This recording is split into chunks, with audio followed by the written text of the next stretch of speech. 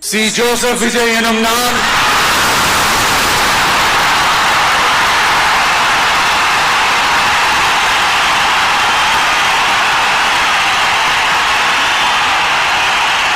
சட்டப்படி அமைக்கப்பெற்ற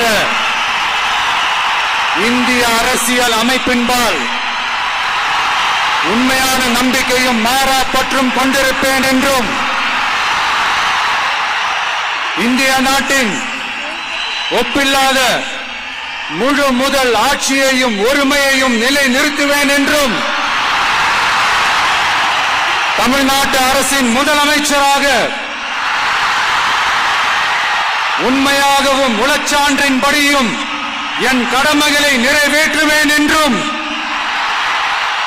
அரசியல் அமைப்பிற்கும் சட்டத்திற்கும் இணங்க அச்சமும் ஒருதலை சார்பும் இன்றி விருப்பு வெறுப்பை விலக்கி பலதரப்பட்ட மக்கள் அனைவருக்கும் நேர்மையானதை செய்வேன் என்றும் ஆண்டவன் மீது ஆணையிட்டு உறுதிமொழிகிறேன்.